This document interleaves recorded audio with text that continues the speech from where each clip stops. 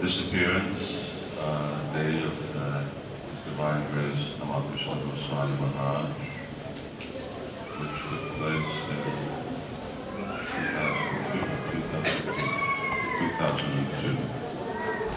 That makes it 6 years ago. It's a long time.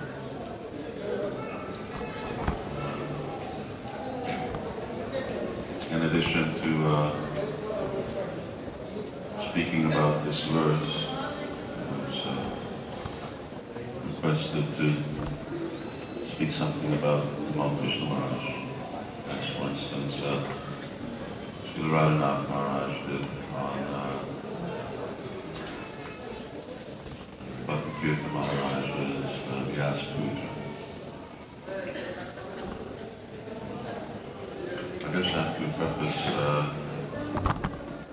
by saying that I didn't so much like to do that.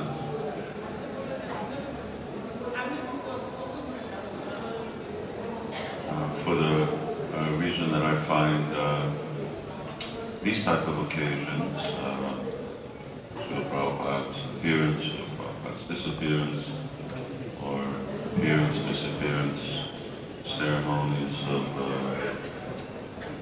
friends, acquaintances, loved ones, that it's the fact that it's public is sort of contrary to the very nature of a personal observance. And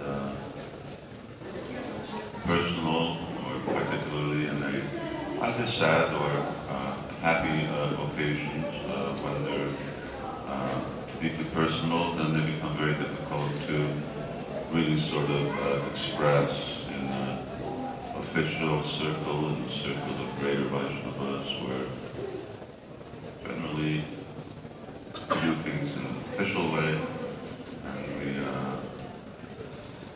do things in a sober way. So I'm just mentioning that because the only way I know how to balance that is to make things that are very perhaps personal, or something that has personal impact, ordinary, so that it's easily voiceable. I don't know whether Vaishnavas have the same difficulty or find themselves in a similar situation. This day was particularly, in one sense, it was the sort of most dramatic day of my Krishna conscious career, which means my life. Krishna consciousness is extremely exciting, as you may have experienced in different ways. Sometimes the excitement is not the type of excitement that you want, but it's a very exciting movement. Rarely are people bored in Krishna consciousness. If you are, then you can just volunteer to sit on the GBC. I guarantee you'll never be bored. There's always lots of exciting things going on. And of course, the most traumatic experience that I can say was without comparison, with Srila Prabhupada's disappearance. But it was different from this in the sense that I was far away in Chicago sitting. After hearing the news, I sort of sat in a room in the temple and just looked at the walls for 3 days, so there wasn't really much else going on except for that feeling of separation. As usual, Tamal Krishna Maharaj made things very exciting on this day. It was a very exciting event. It started just as we were sitting down after Tulsi Puja, chant Gayatri. It was an accident, and then I'm not going to get into the story, you all know what happened, but it was a long day. It was an extremely exciting day. It started with convincing Jayapataka Maharaj that he shouldn't chant Gayatri when I was trying to talk to him, and that then getting a car, and I was packing into a car, going up, not exactly knowing where, just somewhere beyond Shantipur, on the road, finding the car, then figuring out where he actually was, and then discovering that he'd already departed from this world. Subsequent to that, there was also, or parallel with that, there was also Kala Sambar Prabhu's wife, myself and him were chanting to her. She was leaving her body. And then trying to convince them to let the body go, to not do an autopsy. And then once everything was finished, then trying to negotiate with, I don't know, a sea of Bengalis who heard that the saint had just left his body and they weren't about to let us take him out of the hospital mortuary unless they all got darshan of it. And they weren't about to let us go. And then of course coming back here and the whole ceremony in the temple room, it was a long day. And who was here at that time? A lot of devotees. It was a real extraordinary occasion. As I mentioned, it's perhaps one of the most memorable in a sad way. Anyway, so I'll try and intersperse a few things about Maharaj, but let's read the verse and see what Dissapearanc Goswami also has to say today. Om Namo Bhagavate Vasudevaya. Namo Bhagavate Vasudevaya. Om Namo Bhagavate Vasudevaya.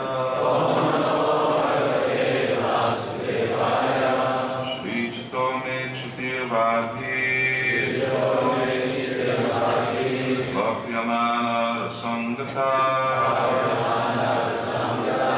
Tatratim manusteyam Ashmavi sargayojitai Yasyaham hridayadasam Sarisho vidadatu me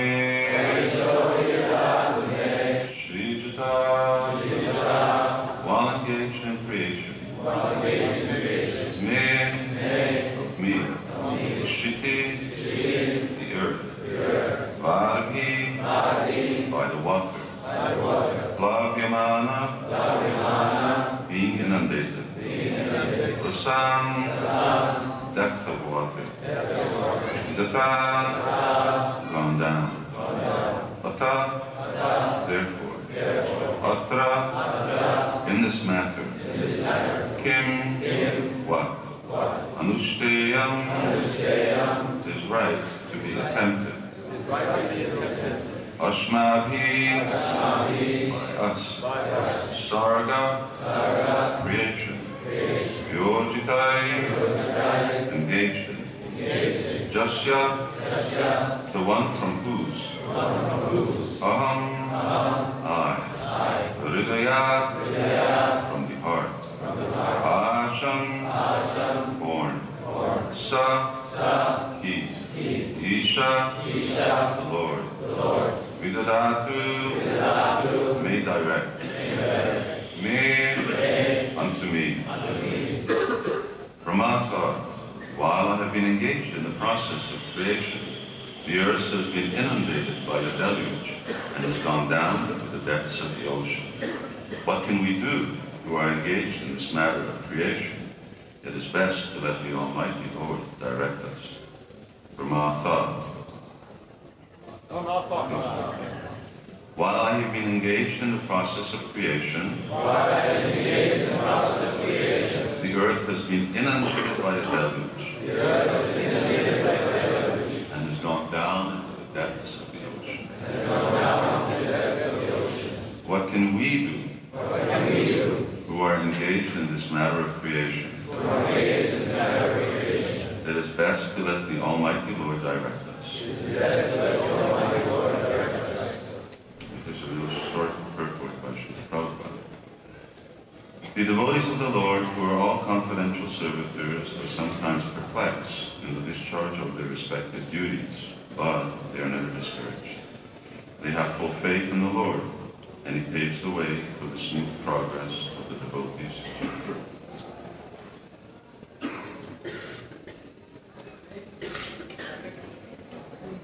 This is a sort of famous verse.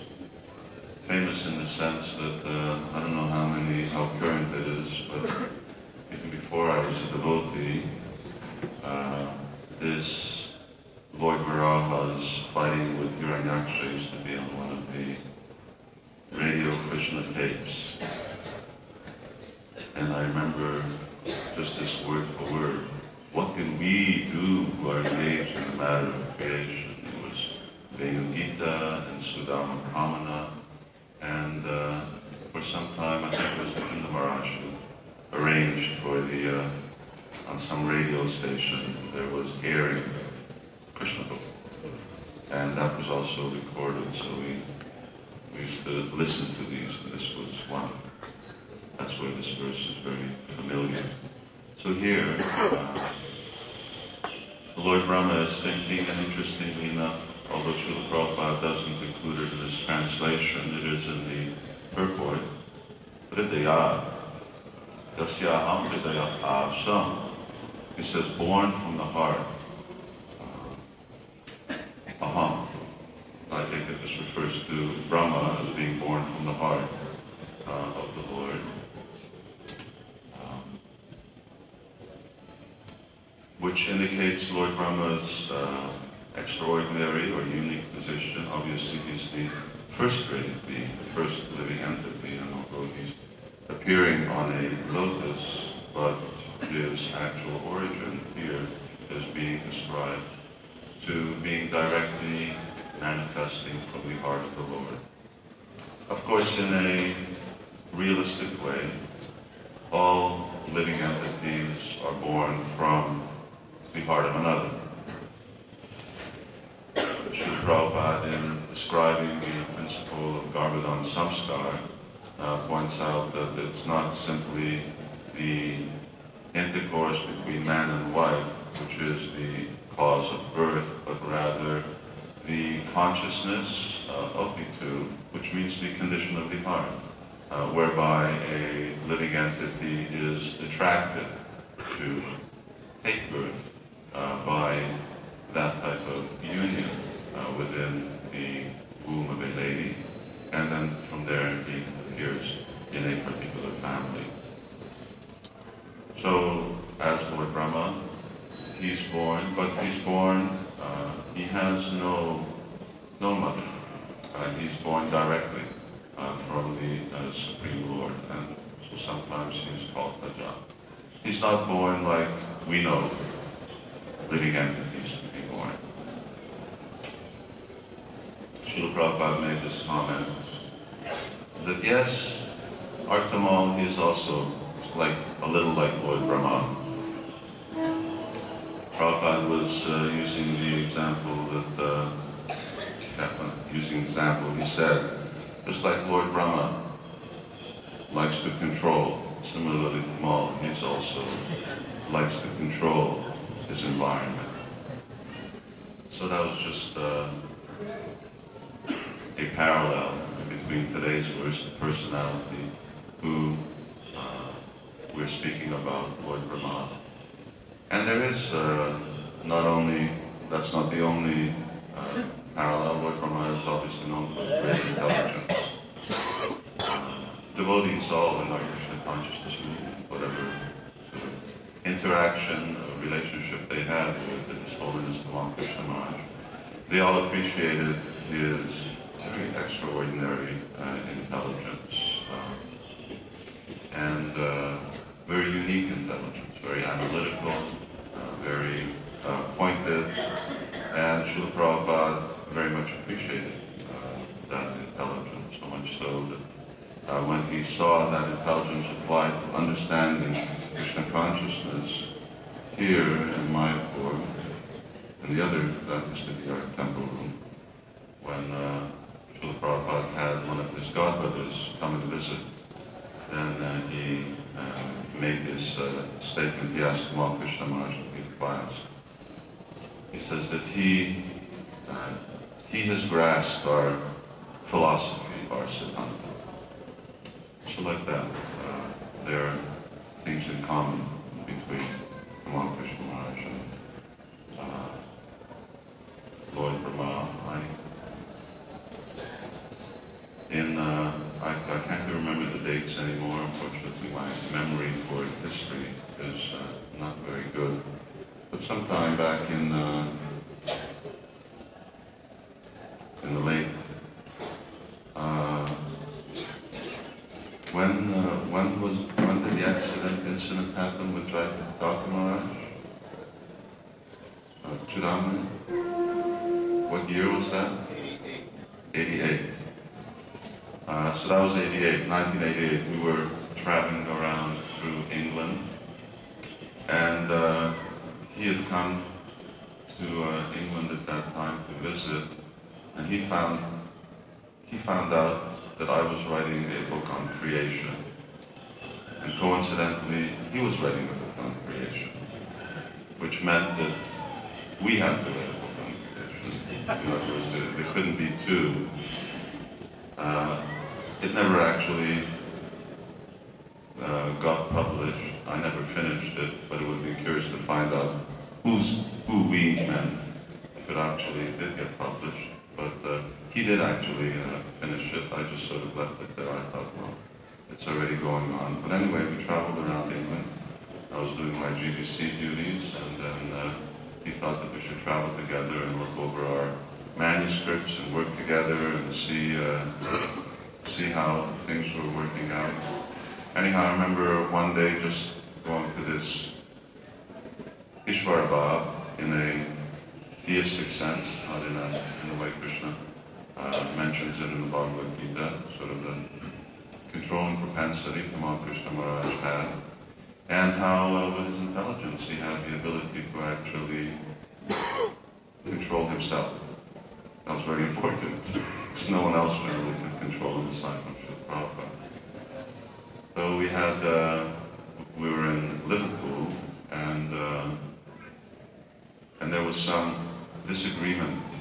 We were staying in our motorhome, in my motorhome, and I had a rule. I said you couldn't use the toilet because my babies were there, and that was very uncomfortable for him. So we had an argument about this, that this was ridiculous, not using the toilet in the motorhome. And what that meant was that in the evenings we were parked up in some park in the middle of Liverpool. He would have to go outside in the park. We would have to pass. So we had a little disagreement about that. And at one point he really started chastising me. And by that time our relationship developed to the stage where if things got a little out of hand, I would just start smiling and laughing. So but then he controlled himself and he said, I'm sorry, I apologize. I got used to being an acharya for such a long time, it's hard to give up the habit. And he was very honest. He was a very honest person. And we had a very honest relationship. Anyway, but we didn't use the toilet. He had to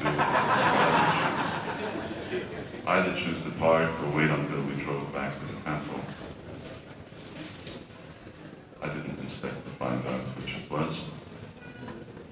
So Tamal Krishna Maharaj was like that. And here we see that Lord Brahma, he's making this particular statement that although he was engaged in serving the Lord, while being engaged in the process of creation, he's doing his service. Srila Prabhupada pointed out that even while engaged in service, the Lord has become perplexed. What's my duty?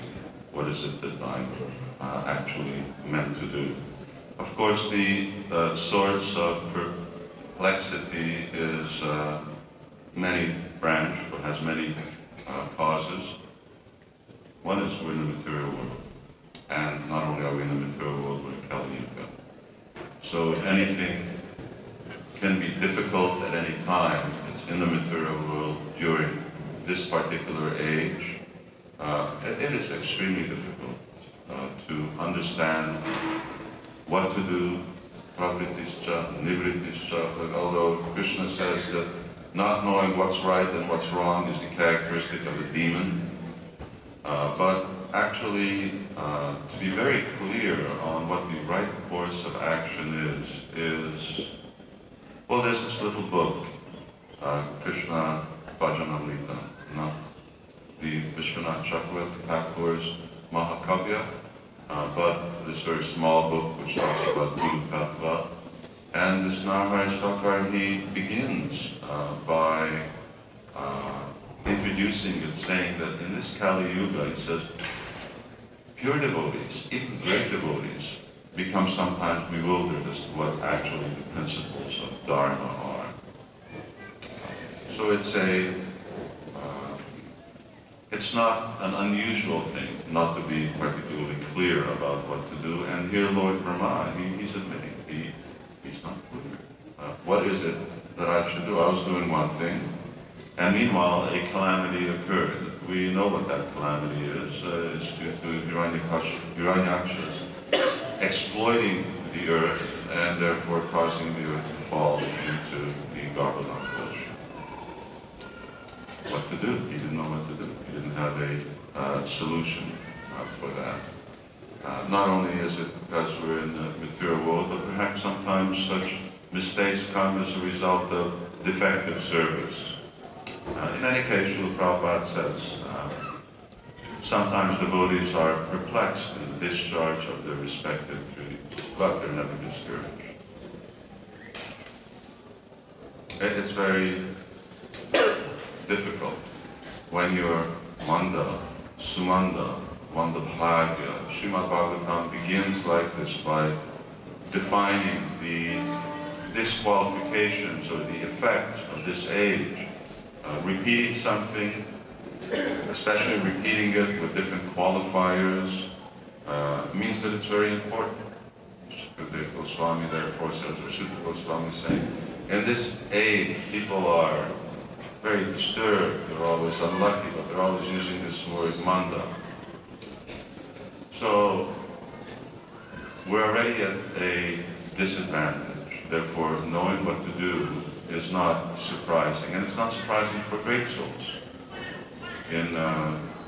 Later on in the first canto, when Bhishma Dev is lying on the bed of arrows in his abridged, because Srimad Bhagavatam gives an abridged version of the very long shiksha that Bhishma Dev gives to Maharaj Yudhisthira.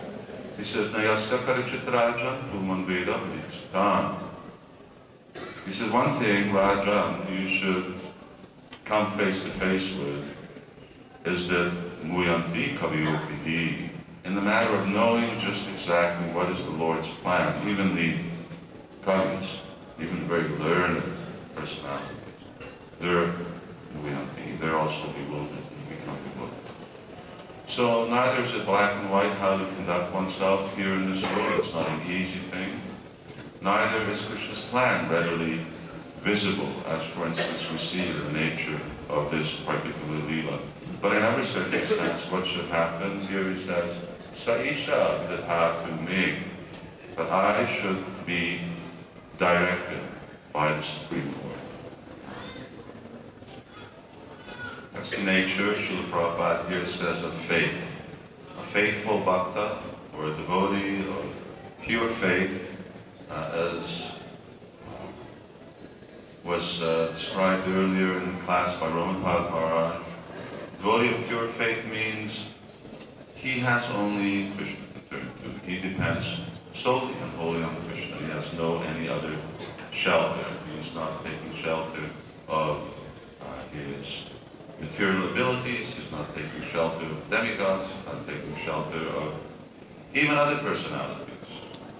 Exclusive dependence on Krishna. Krishna Eka Sharana. This is the prime focal quality of a Vaishnava. And Krishna then directs a devotee, and he directs a devotee in many ways. In this case, personally, Lord Varaha will appear to do the needful. In Bhagavad Gita, Krishna gives a more gentle way in which he gives us direction. Dadadi buddhi yogam tam jinamam.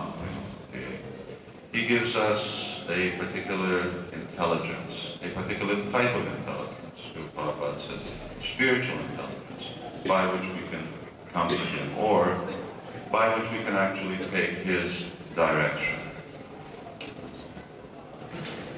I refer to Tamal Krishna Maharaj as someone who's very intelligent, and my experience with him is that he was intelligent by birth, but particularly his intelligence was very much trained by Srila Prabhupada.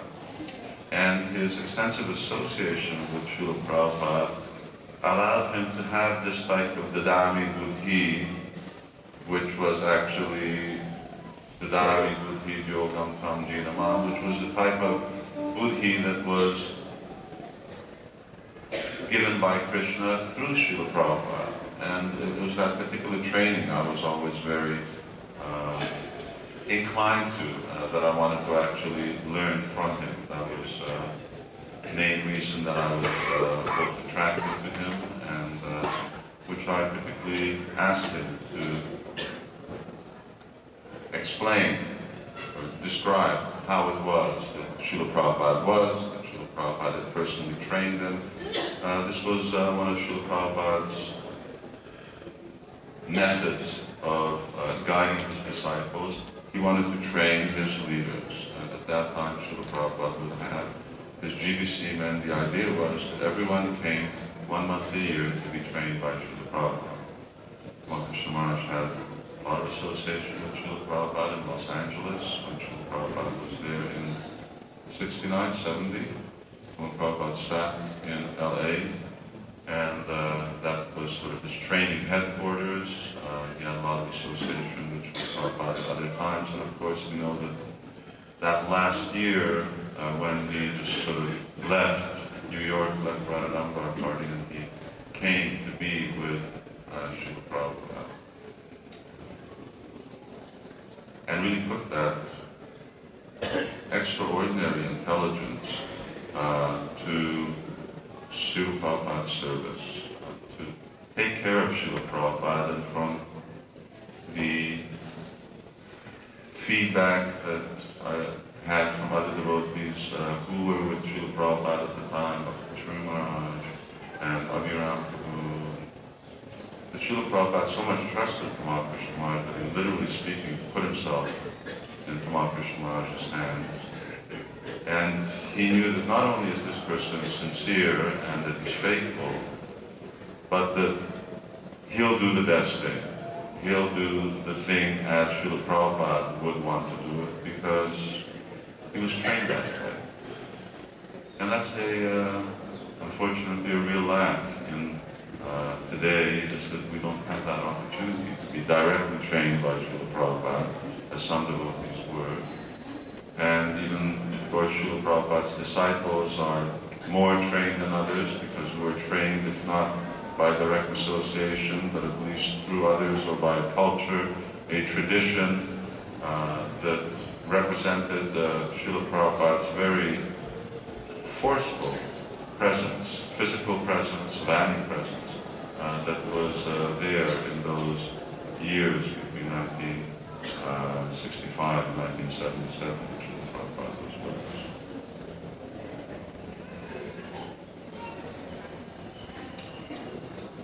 This type of spiritual intelligence is not an ordinary thing. Hearing Krishna, how do you know, the Buddha's often asked, how do you know what Krishna wants from you? It requires purity of heart. Just recently I was speaking with one devotee. We were arguing, debating an issue, whether a devotee who loses his Diksha Guru, does he actually need another spiritual master, either Diksha or Shiksha, or can Srila Prabhupada or someone else fulfill that role? The argument was even made that, well, why can't Super Soul act as the Guru? I replied that is a person pure enough to hear Super Soul, I can hear a Vaishnava speaking to me, and even then I have difficulty, or we have difficulty in directly understanding, or sometimes we have to interpret what people mean. But is someone that pure at heart that they can actually hear the Super Soul, and although he is the Antaryami, and although he is the Guru within the heart, is someone that pure at heart that they can actually directly hear him all the time without interpretation? What to speak of Super Soul, and of course even Srila Prabhupada. Srila Prabhupada is certainly living forever in transcendental sound. But unless a devotee is also fully spiritually situated on the spiritual platform, does he directly hear what Srila Prabhupada is speaking in the same way as what the Super Soul is speaking? And if not, anyway, I don't want to get into the argument. I'm just saying that to have that type of buddhi, that type of directed intelligence, one does require a certain degree of purity of heart, a great degree of purity of heart. Indeed, a pure heart. Circumstances are something that ultimately establishes Krishna's will, or tells us, well, what is Krishna's direction? What is it that Krishna wants? And then, of course, direct appearance. Here, what we'll see is Lord Brahma is contemplating, and while he contemplates, as a consequence of his shraddha, as his faith, Lord Varaha appears within his nose. It's a pretty extraordinary, you don't usually expect God to come out of your nose.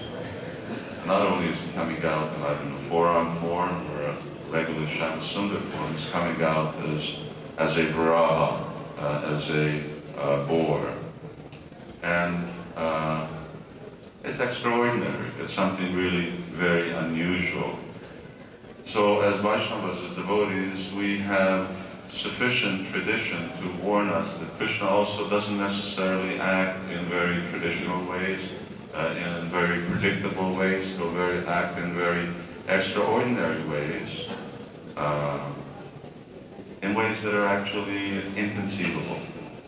And for that reason, then his ways are inconceivable, as also his purpose is also inconceivable. What's the connection between a board coming out of Lord Brahma's nose and the earth falling into the Garbhodak ocean? Time will tell, but it requires that time to tell before actually everyone, Lord Brahma and all the demigods included, everyone actually puts two and two together, and they understand that the Lord has appeared with this mission of delivering the earth. This concept of inconceivability, or the Lord's extraordinary behavior, it stretches the imagination to the extent that, of course, modern Indologists, scientists, people who study Indian culture, or even those who are closely connected with our Vaishnava tradition, tend to label all of these things as mythology. Everyone knows that boars don't come out of humans' noses. And that boars don't then all of a sudden expand and grow to universal proportions to fight with demons. It's a nice story. It has allegorical value, but it can't be real. Why it can't be real is just because people don't have experience of some things. And very often we see that the so-called proponents of science, who say that it's not scientific, don't particularly give very scientific reasons why it can't be so. And ultimately the onus is on them. We're establishing something from the basis of a parampara tradition in which literally you can say that Brahma saw Lord Varaha, he was the witness. And as an honest person, he communicated that knowledge through a line of unbroken succession, witnesses, who are to this present day telling us this boar was seen. That's good evidence. That's the type of evidence they accept in court. If you've got an eyewitness, or at least a reliable chain of eyewitnesses, you've got a strong case. And to just someone say that, I don't believe in it, You don't believe him, that's all right. Then you give the evidence why you don't believe him. Just recently in my writings I was reading, using reference material, and I was wading through this one particular book, wading through because it was so unpleasant to wade through scientists' readings, and this person is a Asian studies professor, and he wrote this very, very long thesis on the holy places of Vrindavan, and I was leading that research. Anyway, one particular point which he was dealing with was one stone in Mathura, which is called Mutrastan. Mutra means urine. And the history of this stone is that when Vasudeva was carrying Krishna from the jail to Gokula, then Krishna was a little baby. So Krishna just started passing water on him. And of course, parents are overjoyed when these things happen. Chaitanya Mahaprabhu says, you know, a mother, she considers the stool of a child like sandalwood paste. And so Vasudeva was very happy, but he put Krishna down on the stone. And then Krishna continued to pass urine, and there are Chaitanya Mahaprabhu visited this place, and both Murari Gupta and one other, Lochan Das Thakur, who are contemporaries of Chaitanya Mahaprabhu, and wrote about Chaitanya Mahaprabhu's parikrama. They describe how Chaitanya Mahaprabhu saw this stone where Krishna passed urine, and the stone has this yellow trace on it as a result of Krishna's urine. And the scientist says, and unfortunately that stone's gone. It's not there anymore. Someone stole it or something happened to it. So the scientist says, and of course, this is just mythology.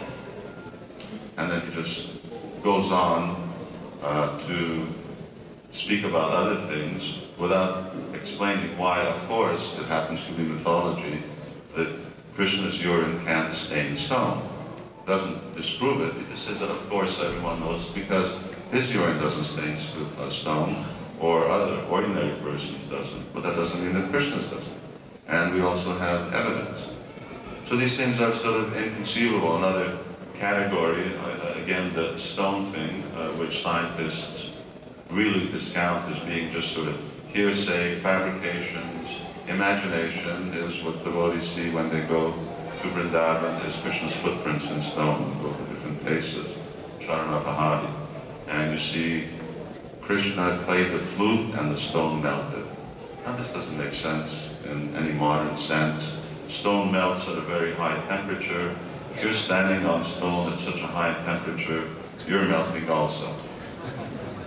But they don't have this type of experience where stone will melt. Well, of course, for Krishna, high temperature, low temperature, it doesn't matter. But even then, there's also the cow's footprints. So cows may not be so immune to heat. But the cow's hoof prints are also present. Srimad Bhagavatam describes, gopis describe, that when Krishna plays the flute, then moving things, the Jamuna animals, they become inert, and inert things, like the trees and the stones and mountains, they begin to melt. It doesn't make sense, it's mythology, it's a story to them. For us, it's Dharma. Shastra says it. There are also eyewitnesses who saw it. One such eyewitness account of such an event is in Jagannath Puri Temple. For those devotees who go into Jagannath Puri Temple by the Garuda Stamba, at the foot of the Garuda Stamba, there's Chaitanya Mahaprabhu's footprint.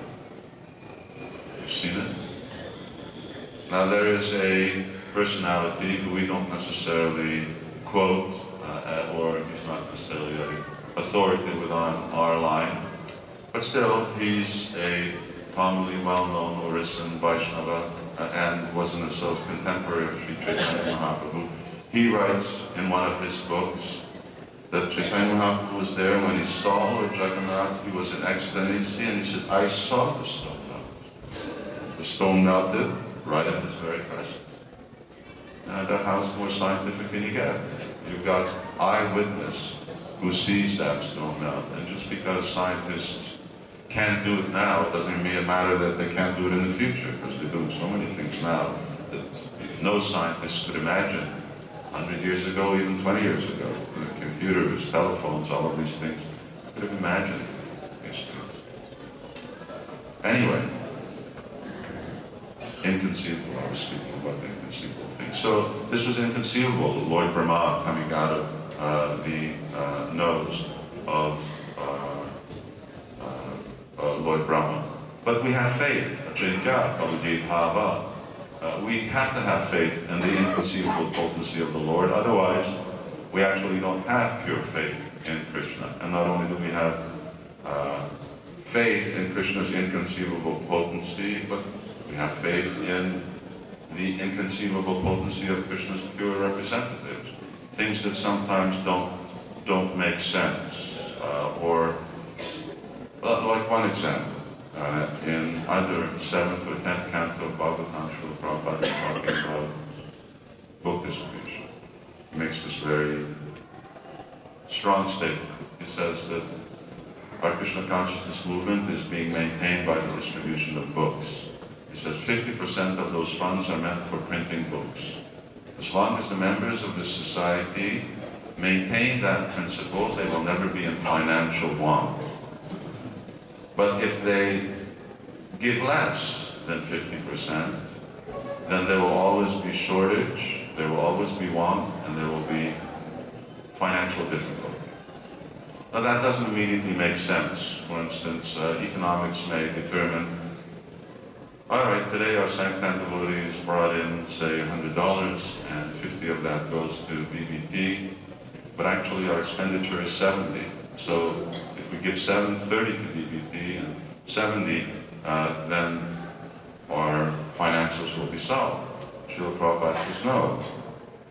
That may be an immediate problem, but seeing from a long-term perspective, whereby Krishna, Srimati Radharani, is actually sending funds for this Krishna consciousness movement.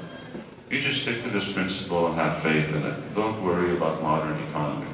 Don't worry about what makes sense to our little minds.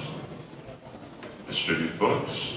50% should go to book distribution, should go to BBT, and you make do with the other 50%. Of course, the other 50%, equally controversial, or maybe it's even more, is Grihasta's 50%. About 50% of your income is going, but it's not practical. Can't make a living. That's the small-scale argument of what sometimes country presidents of GBCs also say.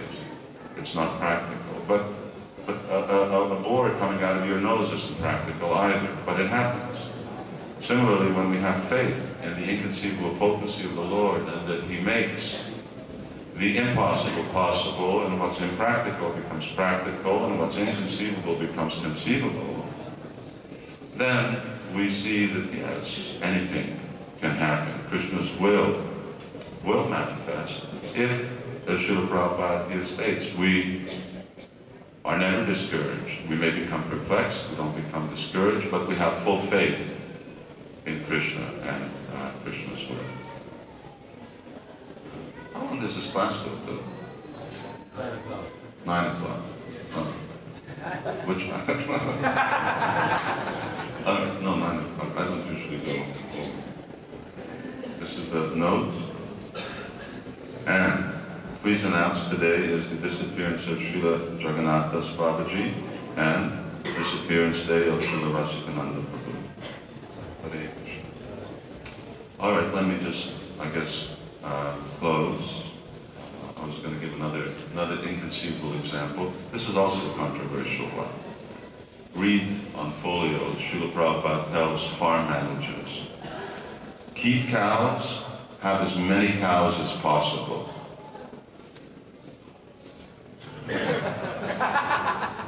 This is real economic, perplexing problem. Maintaining cows, because cows cows give milk, and we're supposed to be maintaining our temples, our deities, and actually the milk is supposed to be meant for our city projects. It's also meant to go over there. But milk doesn't cost what you pay for it. Milk costs at least 3 times what you pay for it. Because milk is all subsidized, as most produce in modern society is subsidized. And the type of economy that Srila Prabhupada is talking about, the kind of economy by which Nanda Maharaj had 900,000 cows, that really requires it's very difficult to maintain that in isolation of the environment or the rest of the host society that you're living in. It has to happen because Srila Prabhupada said, keep as many cows as possible, but without actually the real spiritual intelligence to manifest Prabhupada's instruction.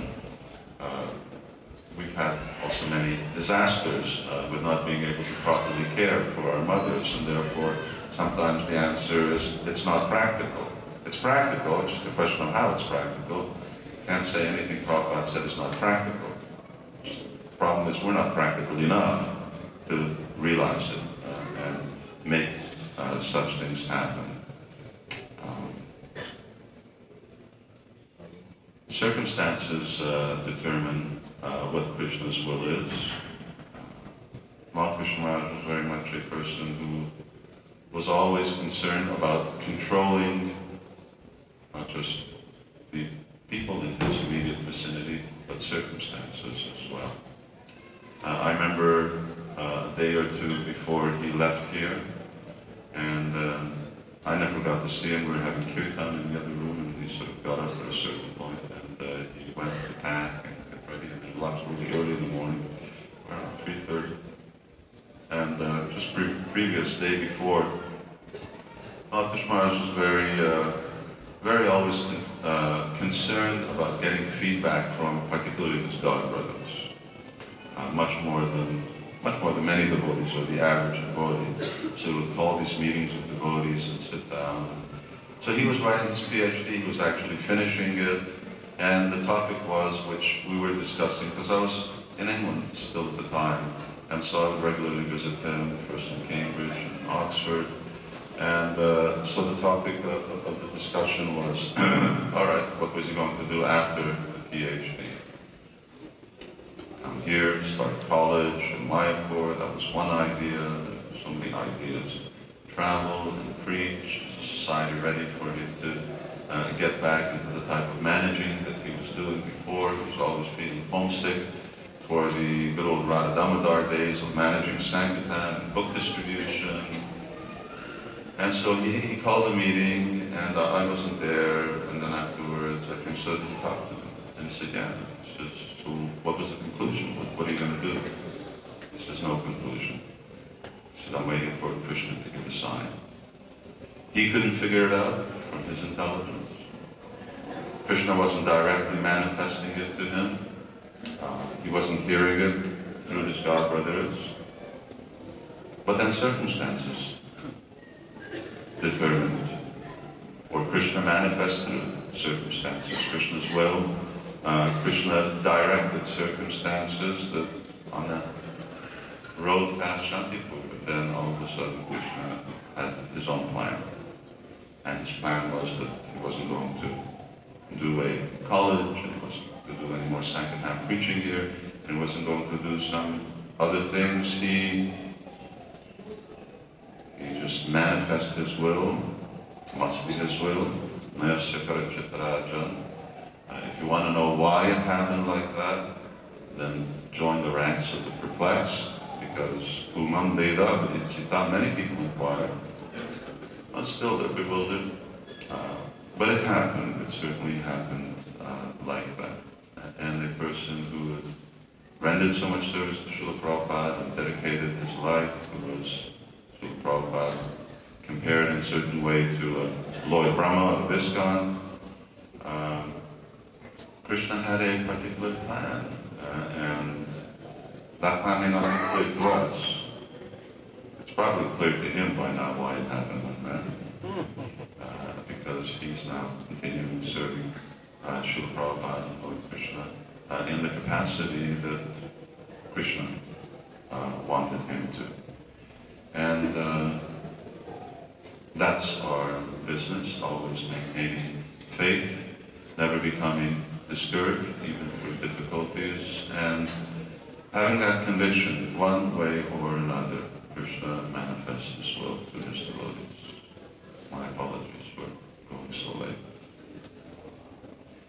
Shri Tamal Krishna Goswami Maharaj ki jai, Shri Prabhupada ki jai, Shri Jagannath Das Babaji Maharaj ki jai, Shri Rashikananda Prabhu ki jai, Vitara Go Premlati,